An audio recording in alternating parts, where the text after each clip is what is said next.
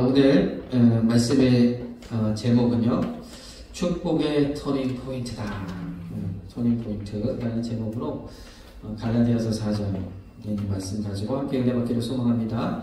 잘 아시죠? 터닝 포인트는 뭔가 이 전세가 역전되는 걸 말하는 거잖아요. 완전히 바뀌어지는 거. 그래서 우리도 예수님을 믿는 삶은 예수님도 회개하라, 천국이 가까웠다 말씀하셨던 것처럼 회개하는 것, 우리 죄를 회개하고 죄의 길에서 돌이켜서, 그래서 회개라는 것은 다른 것이 아니라 유턴하는 것이다 라고 얘기하잖아요. 완전히 다른 삶으로 나아가는 것, 그것이 회개다 이야기하는데, 비단 죄의 문제뿐만 아니라 죄 짓고 열심히 내 마음대로 내 뜻대로 내 욕심대로 살다가 이제는 하나님의 의로우심과 하나님의 선하심과 또 하나님의 인자하심을 본받아서 의롭게 살고자 하는 그런 삶의 모습뿐만 아니라 우리 전반적인 모든 삶의 방식이 바뀌어지는 것, 이것이 우리가 누리는 구원의 축복인 줄 믿습니다. 그래서 우리 개인적으로 우리 인생에도 이런 좀 구원의 터닝 포인트가 주어지는 것처럼 참 우리 인생에도 터닝 포인트가 있는 줄 믿습니다. 그래서 많은 사람들이 이런 터닝 포인트 이야기하면서 인생을 지금까지 내가 해왔던 방식이 아닌 뭔가 좀 새로운 방식으로 삶을 개척해보고 그렇게 하면서 더 나은 삶으로 나아가고자 하는 노력들이 많이 있죠. 그래서 우리는요, 오늘 말씀 안에서 이러한 축복의 터닝 포인트를 우리가 어떻게 누릴 수 있을까? 세상에서는 뭐 여러 가지 방법들이 있죠. 뭐 인생을 계획하고 5개년 계획을 세우고 10년의 계획을 세우고 이렇게 계획을 세우면서 자신을 절제하고 이렇게 나아갈 때 반드시 기회가 온다 뭐 이런 얘기를 하잖아요. 근데 어떤 분은 그런 얘기를 하더라고요.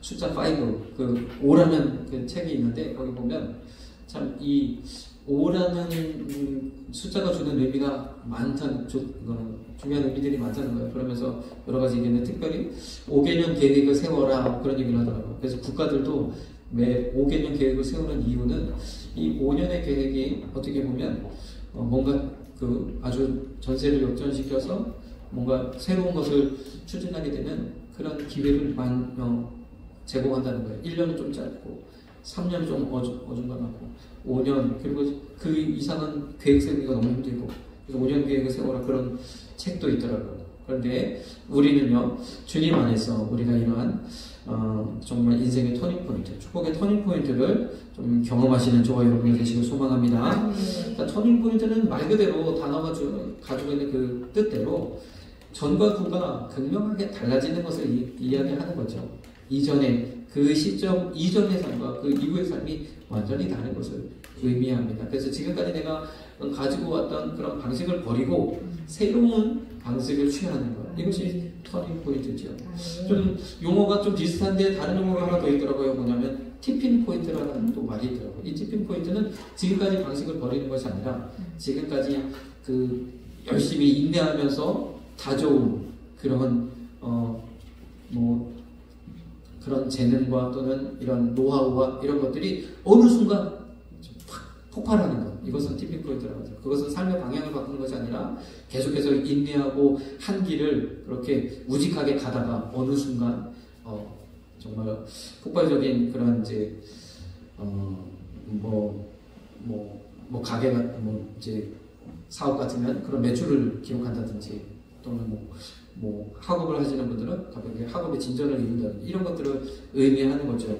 우리 교회도 이런 티핑 포인트를 경험하게 될 줄로 믿습니다. 근데 우리 각자의 우리 삶 속에는 그러한 것이 아니라 전혀 전과 후가 극명하게 달라지는 이런 터닝 포인트가 있다는 거죠. 그래서 아래에 있는 요한복음 1장 17절 말씀도 보니까 율법의 시대가 있었고 은혜와 진리의 시대가 있었거든요. 완전히 다르잖아요. 그렇죠. 우리는 이 은혜와 진리의 시대를 살아가고 있는 줄 믿습니다. 그런데 아직도 예수님을 믿지 않는 사람들은 나름대로 자유롭게 살아간다 하지만 여전히 죄 가운데 종노릇하고 있다. 성경은 이렇게 이야기하고 있습니다. 요한복음 2장에는요 가나의 혼인잔치 이야기가 나오죠. 아시니까 제가 다 설명을 드리지 않겠는데 이 가나의 혼인잔치에서 예수님이 어떠한 기적을 베푸셨어요?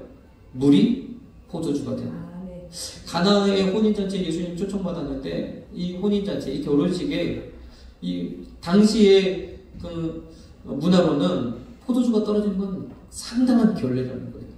제가 일부 예배에도 그런 비유를 드렸는데 결혼식을 하고 하객을 모으고 여러 가지 축복도 받고 또 축하금도 받고 이렇게 하고 식사를 안 하고 돌려보는 거랑 똑같다. 이렇게 중간에 포도주가 떨어진다는 것은 아주 큰 결례입니다. 포도주는요 이스라엘이 그 사람들에게서 당시 유대인들에게 있어서 매우 중요한 그런 삶의 그런 거죠. 왜냐하면 이스라엘은 두 번의 농사를 짓는데 봄에는 밀농사, 가을에는 이 열매를 추수하는 농사. 그래서 포도 농사 또 올리브 농사. 이 두 번의 농사를 짓게 됩니다. 그래서 포도와 관계는 이러한 많은 것들이 있죠. 포도주는 어떻게 보면 음료수처럼 그렇게 아주 친숙한 그런 것이고 또 이 결혼식에서 빠질 수 없는 그런 또 축하입니다. 그래서 결혼을 위해서 아주 풍성하게 포도주를 준비해야 되는 것이 어떻게 보면 신랑 신부 측의 그런 이제 예의를 지키는 거죠. 아무튼 이런 상황 속에서 주님이요 포도주를 바꾸셨다는 거예요. 참 놀라운 것이 예수님 어머니 마리아가 예수님에게 이 상황을 말씀드리고 부탁을 드립니다. 예수님은 아직 제때가 되지 않았습니다. 말씀하셨지만 또 그 어머니 마리아는 하인들에게 예수님이 뭐라고 하든지 그대로 해라 하고 지침을 딱 내려놓은 거예요. 주님이요 가만히 있지 않으시고 그 앞에 있는 여섯 개의 돌 항아리에 물이 가득 채워져 있는 돌 항아리가 놓여져 있는데 이것은 하객들이 들어올 때 손발 씻으라고 정결하게 그렇게 하라고. 이스라엘에 이런 정결 의식이 아주 잘 되어 있죠. 율법적으로 이것은 전통적으로 잘 되어 있기 때문에 유럽을 휩쓸었던 그런 전염병, 흑사병 뭐지 그게? 갑자기 생각이 나네. 일부에 잘 말했는데 아무튼 페스트가 유행할 때도 이스라엘 백성들은요 잘 거기 견뎌냈어요. 유럽의 3분의 1이 죽어났다는데 그 연약한 공동체가 그 가운데서 왜냐면 이런 위생 개념들이 잘 되어 있었기 때문이죠. 율법적으로 전통적으로. 어쨌든 그런 율법을 따라서 결례를 따라서 이 돌 항아리가 6개 놓여있는데 그곳에 물을 채우라는 거예요. 하인들은 그래서 그 말씀 따라서 물을 채웠죠. 그리고 나서 이 물을 어떻게 하라? 또 다 주는 거예요. 또 다 주는 거예요. 졸지 말고 또 다 주라는 겁니다. 보통 사람들 같았으면 거기에 나오는 연회장 같았으면 이게 믿음이 없어서 못 떠다 줬겠죠. 아무리 예수님 말씀이라도 물을 떠다 주라는 이거 지금 난리 나네. 근데 하인들은요 그 말에 순종하라고 했기 때문에 떠다 준 겁니다. 떠다 줬더니 어떤 일이 일어났어요? 사람들이 먹었더니 지금까지 먹었던 포도주보다 엄청 좋은 아주 최상급 포도주를 맛보고서요. 아니 이 집은 참 신기하다. 지금까지 나쁜 포도주를 두고 이제야 좋은 포도주를 내느냐. 보통 자취집에는 처음에는 좋은 것도 내놨다가 나중에는 슬금슬금 물 타고 막 해가지고 나쁜 것을 내는데 이 집은 참 하면서 그 잔치가 아주 성대하게 또 축하 가운데서 지내는 줄 믿습니다. 네. 이 표적을 주님께서 가장 먼저 이루신 이유는 오늘날 우리에게도 물이 포도주가 되는 것 같은 이러한 변화가 있어야 된다고 말씀하고 있는 줄 믿습니다. 우리의 신앙의 모습을 과거에 내가 살던 그 방식 그대로 살아가는 것이 우리의 신앙의 모습이 아니라 전과 후가 정말 이 터닝 포인트를 우리가 경험해야 된다는 거죠. 예, 그렇게 경험하고 여러분들 이미 사시고 계시는 줄 믿습니다. 네. 근데 또 우리가 보니까 우리 삶 속에서 이 작은 변화들을 또 겪어야 되는 것 같아요. 조금씩. 또 내가 식상해지고 또 모든 것이 습관화되고 이럴 때 또 하나님께서 은혜 주셔서 그 은혜로 말미암아 다시 또 믿음으로 전환하고 다시 또 믿음으로 나아가고 다시 또 주님을 의지하면서 이런 작은 그러한 또 전환점들이 또 우리에게 있어야 되는 줄 믿습니다. 네. 그러한 측면에서 우리의 삶 가운데도 이러한 터닝포인트가 반드시 주어지고 이것이 구원으로 연결되어지는 것처럼 우리의 삶 속에도 우리의 인생 가운데도 축복의 터닝포인트가 반드시 주어질 줄로 믿습니다. 에베소서 4장 22절 그리고 22절부터 24절 말씀을 보니까 아주 잘 정리가 되어 있어요. 22절에는 저쩌고 쭉 말씀하시고 옛사람을 벗어버리고, 아멘. 23절에는 심령으로 새롭게 되어, 24절에는 어쩌고 설명하면서 새 사람을 입으라. 옛사람을 벗어버리고 새 사람을 입으시는 저와 여러분들 되시길 소망합니다. 하나님의 말씀도 다 이 구조를 가지고 있어요. 우리 성경도요, 예수님 오신 이전의 구약 성경, 예수님 오신 이후에 신약 성경이 기록되어져 있는 것처럼 기록이 되어져 있죠. 또한 말씀이 적용되는 것도 동일합니다. 어떤 신학자들은 성경에 기록된 말씀은 과거에 이미 이루어졌다, 미래를 그렇게 말씀하는 말씀이 아니라 과거에 있던 사실들을 그 당시의 저자들이 보고 그것을 기록하고 그렇게 한 것이다 라고 주장하는 신학자들이 있고요. 어떤 또 신학자들은 아니다, 이 말씀은 앞으로 주어질 그 하나님의 구원에 대한 말씀이며 또 하나님께서 다시 오실 심판에 대한 말씀이다. 그러면서 그 말씀은 우리가 상징으로 봐야 되고 그 상징들을 통해 앞으로 일어날 일들을 우리가 분별하면서, 시대를 분별하면서 믿음으로 소망을 가지고 살아야 된다, 이런 미래적으로 해석하시는 분들이 있어요. 그런데 성경은요, 둘 다인 줄 믿습니다. 둘 다예요.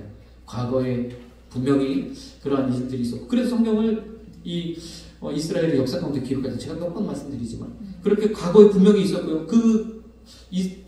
벌어지는 현상과 상황들을 보면서 하나님이 영감을 주셔서 성경을 기록하는 것이었어요. 그런데요, 그와 동일하게 역사는 반복된다고 말씀하는 것처럼 미래에도 앞으로도 일어날 일들에 대해서 또한 말씀하고 있는 줄 믿습니다. 두 가지가 다 존재합니다. 앞으로 우리 가운데 주님 다시 오셔서 믿지 않는 자들에게는 영원한 사망의 심판으로, 믿는 자들에게는 생명의 부활로 다시 이렇게 오시는 그러한 일들이 분명하게 이루어지는 줄 믿습니다. 뿐만 아니라 거기에 끝나지 않고 이 성경은요, 예수 그리스도가 이 땅에 오신 그 기점으로 모든 성경도 구약과 신약으로 구별되고 인류 역사도 BC, AD로 구분되는 것처럼, 그렇게 나눠지는 것처럼 주님이 오시는 이 터닝 포인트가 되는 일이 오늘날 우리에게 있다. 말씀에 있는 저와 여러분, 과거에 있었던 일, 앞으로 미래에 되어질 일, 그러나 오늘 현재 이 시간 내게도 이루시는 그 말씀인 줄 믿습니다. 그래서 오늘 23절 말씀처럼 오직 심령으로 새롭게 되라. 현재 저와 여러분에게 2000년 전에 십자가에서 죽으신 그 주님의 사건이 오늘 이 시간 나의 사건이 되어지는 그 은혜가 이 말씀 가운데 있는 줄 믿습니다. 주님이요, 2000년 전에 이 땅 인류 가운데 오셨지만 오늘 이 시간에도 저와 여러분 가운데 찾아오시는 줄 믿습니다. 그 주님을 고대하고 그 주님을 바라볼 때 우리는 이 인생의 터닝 포인트를 경험하게 되는 거죠. 역사가 기원전 기원 후 BC, AD 이렇게 나눠지는 것처럼, 그래서 믿는 사람들은 주전, 주후 이렇게 이야기하잖아요. 주님 오신 전, 주님 오시기 전과 주님 오신 후로 이렇게 나누어지는 거예요. 우리 인생도 동일하죠. 예수님을 만난 때, 예수님 만나기 전과 예수님 만난 후 이렇게 나누어주는 줄 믿습니다. 분명하게 달라진 거예요. 요한복음 1장 12절에서 23절에는요, 믿는 자들에게 하나님의 자녀가 되는 권세를 주셨다 했어요. 하나님의 자녀가 되는 권세를.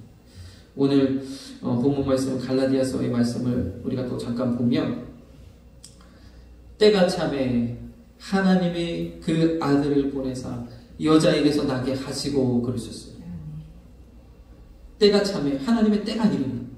구약 시대 50이라고 우리를 구원하시기 위한 메시아 그리스도 예수님을 보내시겠다고 많은 선지자들과 또 하나님의 그런 사람들을 통해서 그렇게 말씀하셨고, 그 50이라 한 예수님이 하나님의 때가 되니 이 땅에 오셨는 줄 믿습니다. 어떻게? 말씀하신 대로 처녀의 몸을 통해서 성령으로 잉태되어 오셨단 말이죠. 인간의 몸을 입고.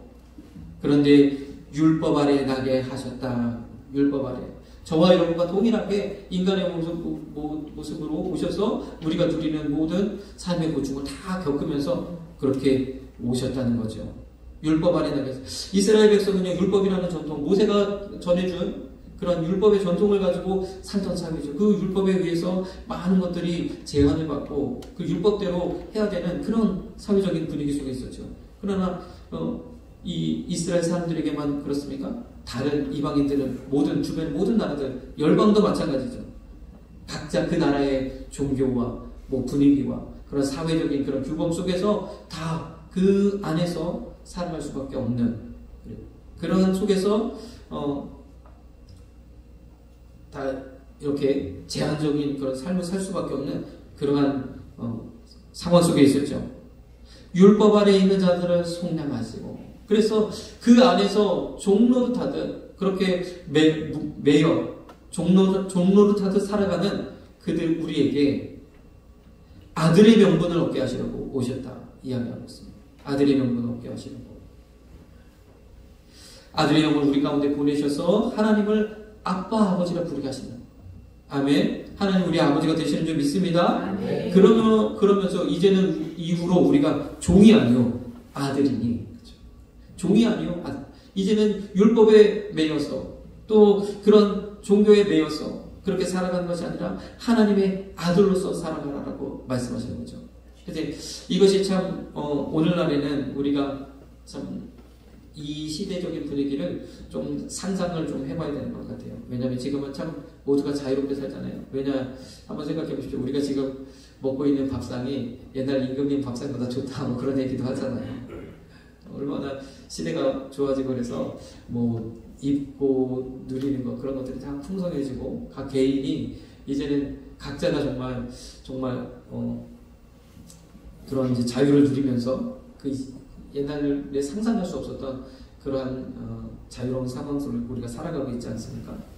그런데 참 이것이 어떻게 보면 하나님께서 은혜를 베푸셔서 이 땅 가운데 하나님의 그러한 선한 영향력들이 전 세계를 이렇게 바꿔주고, 그리고 각 개인이 정말 왕같은 제사장으로 살아갈 수 있는 그런 시대를 하나님 열어주셨죠. 그러나 많은 시대에 많은 시간 동안 정말 이렇게 율법의 매인자들과 같이 그러한 속에서 억눌린 가운데 살아갔습니다.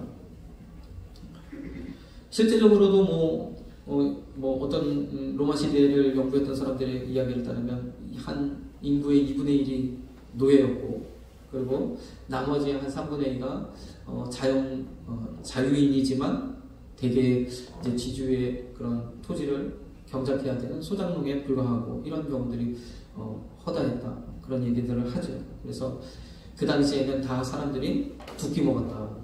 일반적으로 두 끼 먹고 좀 가난하면 한 끼 먹고 그러다. 아무튼 그런 시대를 살아가는 그 사람들에게 하나님의 아들의 삶을, 아들의 명분, 아들의 지위를 허락하셨다는 거예요. 그래서 이전의 삶을 벗어버리고, 이전의 그러한 율법의 얽매인 그런 삶을 벗어버리고 하나님의 주신 그런 아들, 다시 말해서 그런 얽매인 삶 속에서 살아가던 사람들이 어떠한 왕의 신분을 얻게 된다든지, 어떤 귀한 그런 귀족의 신분을 얻게 된다든지, 이렇게 우리가 상상해 볼 수 있는 거죠. 엄청난 변화인 줄 믿습니다. 네. 그런 변화를 우리에게 주셨다. 우리는요, 지금 이제는 이 시대는 믿음으로, 이 시대를 살아가는 저와 여러분들은 믿음으로 하나님이 주신 은혜를 따라서, 이 시대는 또한 이런 모든 것들이 자유롭지만 우리 안에 얼마나 많은 그런 고민과 또 염려와 불안과 이런 것들이 있습니까? 그 안에서 하나님 주시는 은혜와 평안을 누리시는 저와 여러분들 되시길 간절히 소망합니다. 네. 그러면서 8절은 그렇게 말씀하십니다. 그러나 너희가 그때 하나님을 알지 못하여 본질상 하나님이 아닌 자들에게 종노릇하였더니, 내 마음대로 내 뜻대로 살아가는 것 같았지만 이렇게 본질상 진노의 자녀, 본질상 종노릇하는, 죄의 종노릇하고 우리 육신의 종노릇하고 우리 모든 이런 사회적인 관계의 종노릇하며 살아가던 사람들에게 이제 하나님께서, 하나님은 우리를 아시고 우리도 하나님을 아는 그러한 존재로 우리를 만들어 놓으셨는데, 말씀하시는 거예요. 9절에서는 어찌하여 다시 악하고 천한 초등학문으로 돌아가서 다시 저희에게 종노릇하려느냐. 너희가 날과 달과 절기와 해를 삼가 지키니 하나님을 섬기며 하나님을 의지하며 믿음으로 고백하며 나아가는 하나님의 백성들이 다시 옛날 하던 방식대로 날과 달과 절기와 해를 섬겨. 옛날에는요 이런 하늘의 태양을 섬기고 달을 섬기고 그랬지 않습니까? 왜 그랬어요? 하늘을 바라보면서 또는 달을 바라보면서 비나이다 비나이다 하고 그러지 않았습니까? 왜 그랬어요? 해가 뜨고 해가 지는 이 현상이 얼마나 신기한 현상입니까? 그것을요 종교만이 설명해 줄 수 있었기 때문에 지금 우리가 과학적으로 다 알지만 지구가 자전을 하고 공전을 하고 이런 관계 속에서 우리가 다 알고 있지만 예전에는 그랬어요. 그래서 날을 섬기고 달을 섬기고 절기를 지키고 이렇게 하는 거죠. 이러한 초등학문으로 돌아갔습니다. 지금으로 말하면 우리 지식을 섬기는 것과 똑같아요. 요즘 유튜브가 있고 지식이 아주 어디서든지 검색만 하면 모든 것을 다 알 수 있고 하니까 이제 사람들이 지식을 섬기기 시작한 거죠. 지식이 최고라고 생각하고 너희가 날과 달과 절기와 해를 삼가 지키니 그런 겁니다. 그럼 내가 너희를 위하여 수고한 것이 헛될까 두려워한다. 그래서 하나님을 온전히 섬기면서 하나님 주신 은혜를 누리면서 살아야 할 우리 하나님의 자녀들이요 다시 옛날 방식으로 옛날 내가 살아갔던 방식으로 동일하게 살아가서는 되겠느냐 하는 말씀이에요. 우리가요 그래서 하나님을요 지식이라는 건 그렇잖아요. 여기서 초등학문이라고 그랬는데 우리가 지금으로 따지면 지금은 얼마나 과학이 발전하고 정말 놀라운 일이 일어나잖아요. 옛날 사람들이 바라보면 이게 다 기적이죠. 그러나 지금은 그것이 자연스러운 일이 되지 않습니까? 지금은 이제 좀 있으면 이제 자동차가 그냥 이제 사람 없이 돌아다니고 뭐 그럴 텐데 얼마 되지 않으면 미국은 이미 그렇게 시범 서비스 미국과 중국은 시범 서비스를 하고 있고 우리나라도 뭐 머지않아서 5년 내에 아마도 그런 일들이 벌어질 겁니다. 그럼 뭐 이제 조금 있으면 가정마다 가정 도우미로 로봇 한 마리라고 해야 되나 뭐라고 한 분이라고 해야 돼 로봇 하나씩 들여놓는데 그 시대가 오지 않겠습니까? 자동차 가격 정도면 산다는데 2천만 원, 3천만 원, 조금 성능 좋은 건 4천만 원 뭐 이렇게 되겠죠. 그럼 뭐 고용한 이렇게 살 수 있는 시대가 온다는데 머지않아 10년 내에 이루어진다는데 얼마나 놀라운 시대를 살아갑니까? 그런데 그럼에도 불구하고 하나님 편에서 보면 초등학문이죠. 하나님 이 세상을 다스리고 이 세상을 창조하시고 이 모든 것을 우리가 인공지능 위대하다고 하고 여러 가지 뭐 수많은 이야기가 있었지만 요즘 이거 거품 아니야? 그런 얘기도 많이 나오고 하는데 인공지능 한번 돌리려면 그 인공지능을 이루는 그 지식을 그 정보를 담아놓은 데이터 센터 옆에 전기를 얼마나 많이 먹는지 원자력 발전소 하나 지어야 된다는 거예요. 그래서 정말로 엄청나게 전기를 먹는데 우리 뇌는 그보다 더 엄청난 일을 하면서도 20W밖에 안 먹는데요. 20W. 이거 형광등 이거 15W인데 이거 하나 정도밖에 전기를 안 먹는 에너지를 안 쓴다는 엄청난 거죠. 하나님은요. 하나님의 그런 스케일에서는 우리가 알고 있는 것은 정말 초등학문에 부족하죠. 그러나 그 지식으로 하나님을 알겠노라고 하나님을 설명해 보겠노라고 하는 게 얼마나 부질없는 짓인지 우리가 알 수 있습니다. 제가 최근에 참 어떤 이제 제가 주로 보는 이제 지식 채널이 있거든요. 그 지식 채널에서 종교 부분을 좀 다루더라고요. 아주 좀 신기해가지고 좀 관심을 가지고 보는데 거기에 이제 서울대학교에 있는 종교학과 교수님이 나오셨어요. 그러면서 그분이 뭐 이런저런 종교에 대한 이야기를 합니다. 근데 너무 신기해. 아니 거기 패널들이 신기한 거예요. 아니 교수님은 서울대학교 교수를 하면서 왜 종교를 연구하셨냐고 물어보는 거죠. 근데 개인적인 얘기는 참 안 하시더라고요. 그러면서 무슨 계기가 있었냐고 계속 이제 집중하니까 얘기를 하시더라고요. 본인이요. 그러면 무슨 일을 하셨냐니까 행정고시를 패스하고 사무관으로 좀 일하고 자기 친구들은 뭐 장관까지는 뭐 이루지 못했지만 뭐 차관도 있고 뭐 여러 가지 중요 직책이 있다는 거예요. 현재 이제 시간이 많이 지났으니까. 그러면서 그러다가 자기가 고등학교 때 경험했던 어떤 신비한 그 경험이 있었는데 이것에 대한 궁금증이 늘 가지고 있었는데 어느 날 그에 대한 어떤 설명이 있는 책을 보고 이것을 좀 연구해야 되겠다고 종교학자가 되어더라고요. 그런 얘기를 하더라고요. 참 신기하다. 그래서 그분은요 종교란 무엇이냐라고 정의할 때 보이지 않는 세계, 영적인 세계를 감지하는 능력, 그 능력이 우리에게 있고 그것을 통해서 내 자신을 초월하면서 더 넓은 우리 넓은 차원으로 나아가는 것이다. 이렇게 정의를 하시더라고요. 아무튼 그분의 이야기를 들어보면 이것을 그래서 참 놀라운 게 그분이 참 그런 말씀들을 쭉 하실 때 뭐 불교도 다르고 기독교도 다르고 뭐 이슬람교도 다 다루시지만 결국에는 제가 볼 때는 하나님 만날 것 같아요. 말씀도 잘 하시더라고요. 예수님에 대해서도 잘 하시고 하나님 만날 것 같아요. 우리 기독교는요 그러한 종교예요. 왜냐하면 우리가 종교개혁을 이루었지 않습니까? 종교개혁을 이루고 나서 성경이 모든 언어로 모두가 읽을 수 있는 언어로 이렇게 번역된 것뿐만 아니라 우리가 종교개혁을 이루신 분들이 주장하는 것이 무엇이냐? 바로 종교의 자유였어요. 종교의 자유. 이 종교의 자유에서부터 시작해서 자유의 개념이 이 땅에 뿌리내리기 시작했어요. 그 전에는 개인이라는 삶은 없었어요. 사회의 일부분이었고, 그렇죠?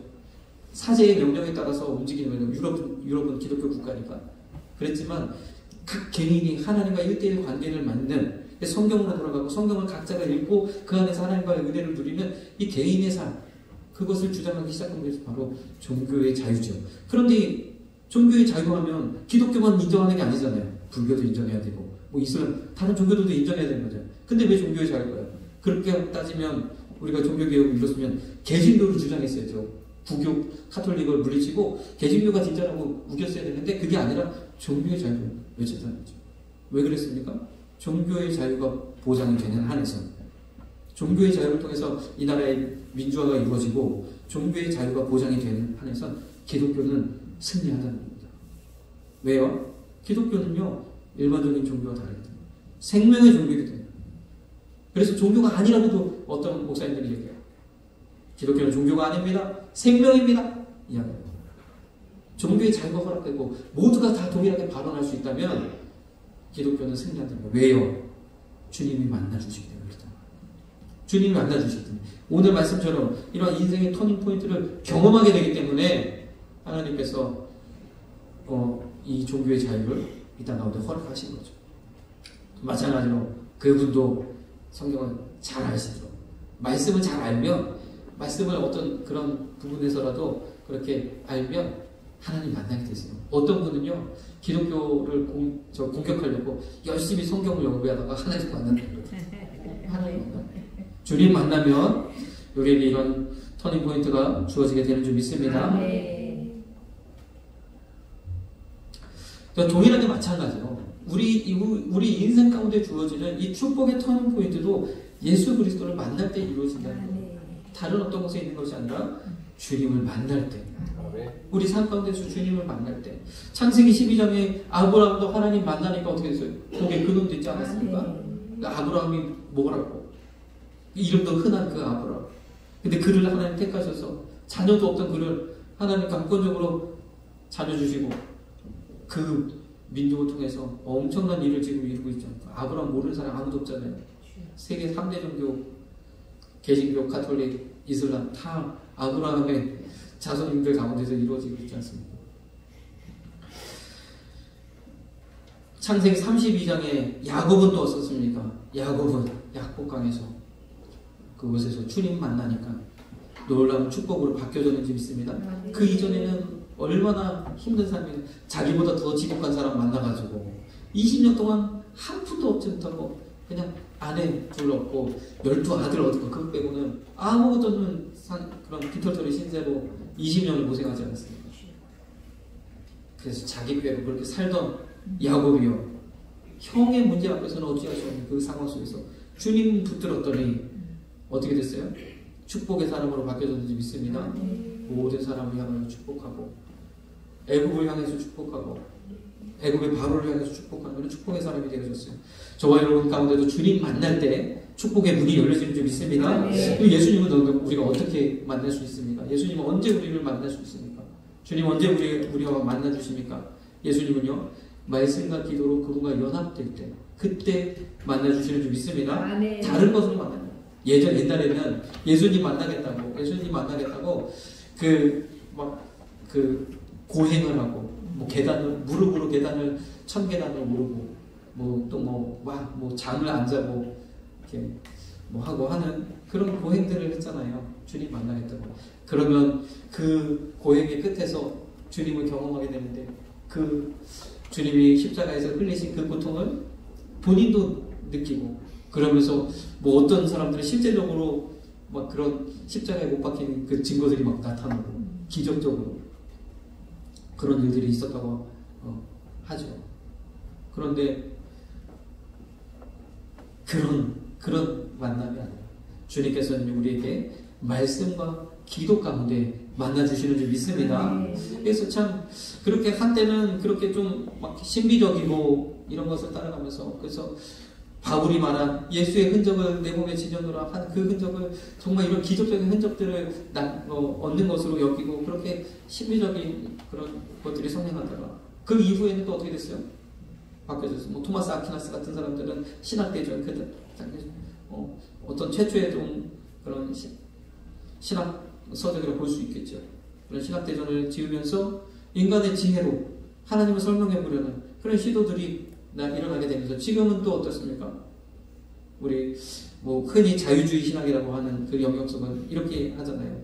신학의 어떤 그 신학이라는 그런 학문을 하나님이 계시고 그죠? 하나님이 우리를 만나주시고 하나님 복 주신다는 그런 전제를 다 버리고 일반 학문들이 그렇게 하듯이 모든 전제를 다 제로를 놓고 처음부터 성경에 있는 문서 어떤 뭐 문체 이런 것부터 성경을 믿을 만한가 여기부터 시작해가지고 하나씩 쌓아올리는 이 자유주의 신학의 영역이 있지 않습니까? 참 위험합니다. 왜요? 그래서 제가 그 지식 채널에서 그 어떤 목사님을 뵀는데 그분은 연세대 신학과 교수님이더라고요. 공부도 참 많이 하셨고 많이 연구하셨고 뭐 성경의 배경이나 예수님 당시의 삶이나 이런 것들 잘 여러 가지 연구를 하셨더라고요. 근데 참 이상한 현상을 하나 보았는데 뭐냐면 그분이 그 지식 채널에 나와서 굉장히 겸손하시고 말도 온화하시고 너무 좋은 거예요. 인상이 너무 좋은 거예요. 그래서 야, 이분 참 공부를 많이 하신 분이네. 그래서 좀 도움을 얻고자 그분을 제가 이제 따로 검색을 해서 찾아보니까 성도를 향해서는 강하시더라고요. 그래서 왜 자기를 공격하느냐 이런 얘기도 하면서 그러더라고요. 그래서 왜 그런가 했더니 이 일반적인 지식 채널에 나와서는 사람들이 그런 겁니다. 여러 가지 이제 질문을 하잖아요. 뭐 예수님은 왜 그러셨습니까? 뭐 저랬습니까? 막 질문하는데 그거에 대한 답을 이제 막 성경을 이제 근거로 막 이야기를 하시니까 그러면 한 분이 한편을 그래요. 그게 어디에 기록되어 있어요? 그런 거예요. 아, 그게 요한복음 어쩌게 있고 마태복음 아니 성경 말고 다른 증거를 좀 보여달라고. 그런데 아니 성경에 있는 게 궁금해서 의심돼서 물어봤는데 그 성경에 있는 걸로 답을 하면 뭐 그게 다 증거가 되지 않지 않습니까? 그러면서 다른 증거로 되면 제가 믿겠습니다. 뭐 이런 얘기까지 하더라고요. 그런데 없어요. 참 신기하게도 이 성경에 기록된 당시 빌라도는 로마 그 여러 총독 리스트에 빌라도 이름이 있습니다. 헤롯 당시에 다 그 유대 사회가 있었고 헤롯 왕이 존재했고 헤롯 왕의 3명의 아들 분봉왕들이 존재했고 다 역사적인 다 존재해요. 다 그리고 또 뭐 구약 성경은 이스라엘의 역사니까 그들이 연구하고 신약 이후에 사도들과 그 이후의 역사들이 이후에 그 기독교 그 사회가 계속 진행되면서 많은 연구들이 이루어지고 사도 바울의 어떤 선교 행적이라든지 이런 것들 다 그런 자취를 따라가고 그렇게 되는데 유독 예수님에 대한 증거는 하나도 없어요. 참 희한하죠. 예수님이 십자가를 주셨고 그 엄청난 일들을 이루셨는데 그 증거들은 하나도 없어요. 만약에요 예수님이 뭐 어떤 무덤이라도 남겨놓고 가셨으면 어떻겠습니까? 난리 날 겁니다. 거기서부터 시작해서 뭐 이상한 일들이 일어나고 주님이 잃지 않고 남겨주시죠. 그러니까 그 질문 앞에서 다른 증거를 좀 대보세요 라는 질문 앞에서 겸손해지시더라고요. 신학이란 그런 거예요. 신학이란 하나님을 어떻게 우리가 학문적으로 이야기할 수 있겠습니까? 하나님을 만나야 하나님을 만남으로부터 시작합니다. 그런 측면에서 볼 때는 제가 보았던 그 서울대학교 그 종교학자분이 더 성경 찍으시더라고요. 요한복음 15장에 보면 주님 포도나무로 우리는 가지라고 하셨습니다. 주님이 내 안에 내가 주님 안에 있을 때 많은 과실을 맺으리라 쭉 말씀하시면서 7절에 내 말이 너희 안에 거하며 그러셨습니다. 하나님의 말씀이 우리 가운데 깨달아지고 성령이 그 말씀을 조명하셔서 그 말씀 중심에 계시는 예수 그리스도를 발견하게 하시는 그 은혜를 우리에게 주시는 줄 믿습니다. 그냥 하나님의 말씀을요, 어쨌든 다른 우리는요 답을 가지고 가는 거예요. 그 어떤 신학자보다도 우리가 분명하게 이야기할 수 있습니다. 예수님이 그 중심에 계신 줄 믿습니다. 구약의 말씀이든 신약의 말씀이든 그 어떤 말씀이든 이해가 되지 않으면 예수님 대입해 보면 안다는 거예요. 예수님이 어떻게 하셨는지 보면 안다는 거예요. 앞으로 우리가 죽음 이후에 어떤 일이 벌어지겠습니까? 예수님이 어떻게 부활하셨고 어떻게 하늘로 올라가셨고 어떻게 다시 오시는지 보면 우리가 그 이후의 삶을 알 수 있다는 거예요. 예수님 통해서 이 모든 것을 다 알게 하셨는 줄 믿습니다. 그래서 그것이 참된 신앙이죠. 그래서 우리가요, 우리 삶 속에서 말씀을 통해서 하나님의 은혜를 누리고 주님 만날 수 있는 줄. 늘 말씀을 가까이죠. 옛날에는 그러니까 암송하라고 그랬어. 바쁘고 현대사회 바쁘니까 바쁨 속에서 성경 들고 다니면서 읽을 수 없으니까 암송이 얼마나. 근데 요즘에는 우리 기억력보다 더 좋은 스마트폰이 있어가지고 스마트폰에서 좀 말씀 채널도 또 기독교 방송도 좀 틀어놓으시고 이렇게 말씀을 드리고 요즘은 성경 읽어주는 앱도 있대. 그러면서 어떤 분이 그러더라고요. 막 여러 가지 이렇게 막 이렇게 만드셨어요. 만들어가지고 막 사람들에게 나누어주고, 어떻게 이런 것도 만드셨어요? 주변에서 막 호응도 하니까 한 분이 이거 만드세요. 어딨어? 성경 읽어야지. 그러니까. 아니, 요즘은 듣는데요. 이거 만들면서 듣는데요. 요즘은 들을 수도 있고, 얼마나 좋은지. 우리 2층에서, 3층에서 우리 전도사님도 이런 거 주방 일을 하실 때도 늘 성경 틀어놓고, 말씀 틀어놓고, 얘기하시더라고요. 말씀을 가까이 하면 그 가운데서 주님 만나는 놀라운 은혜를 우리 경험하게 되는 줄 믿습니다. 또 한 가지는요, 기도할 때. 요한계시록 아까 우리 장로님의 기도 가운데 3장 22절 말씀하셨잖아요. 우리 요한계시록 3장 20절 한번 열어주세요. 보면 내가 문 밖에 서서 두드리노니 누구든지 내 음성을 듣고 문을 열면 내가 그에게로 들어가. 포도나무 귀와 동일하죠. 연합된다는 말씀하시죠. 문 밖에 서서 두드리시는 그 분이 주님이시고 음성을 듣고 문을 열면 그것이 기도라는 겁니다. 기도할 때 주님 우리 가운데 오셔서 주님을 만나는 우리 인생의 우리 축복의 터닝포인트를 경험하게 되는 줄 믿습니다. 21절 말씀 때문에 확증할 수 있는 거예요. 이기는 그에게는 내가 내 보좌가 무엇이고 다스리는 것, 통치하는 것, 명령하는 것이 있지 않습니까? 왕들이 앉아서 통치하는 그 보좌에 함께하는 우리 기도하는 저와 여러분들을 통해서 이 세상을 다스리시고 통치하시는 줄 믿습니다. 그렇게 하시니까 얼마나 놀라운 말씀입니까? 마지막으로 우리 갈라디아서 4장 오늘 본문의 말씀처럼 어찌하여 다시 약하고 초등한 놈으로 돌아갔어. 다시 옛날 방식으로 그렇게 살아가겠느냐고. 오직 주님 만나기를 고대하시면서 주님 만나면 끝난 것이다. 그런 찬양이 있더라고요. 주님 만나면 끝난 것이다. 주님 만나면 우리 삶에 놀라운 축복의 문이 열려질 줄로 믿습니다. 그래서 가장 중요한 건요, 주님 만나는 게 중요하다. 주님 만나야 우리 여러 가지 고민도 있고 여러 가지 의문도 있잖아요. 신앙생활하면서 이건 왜 이럴까 저건 왜 이럴까. 주님 만나면 다 풀어진다는 거다. 예수님 공격하려고 모든 것들 그냥 그렇게 하다가 주님 만나니까 완전히 뒤집어지는 것처럼. 사도 바울도 그랬잖아요. 동일 만나 사도 바울도 그랬잖아요. 예수 믿는 사람들 다 옥에다 가둬버리고 더 아주 악하게 그냥 다 죽여버리겠다. 살기가 등등해서 갔는데 주님 만나니까 어땠어요?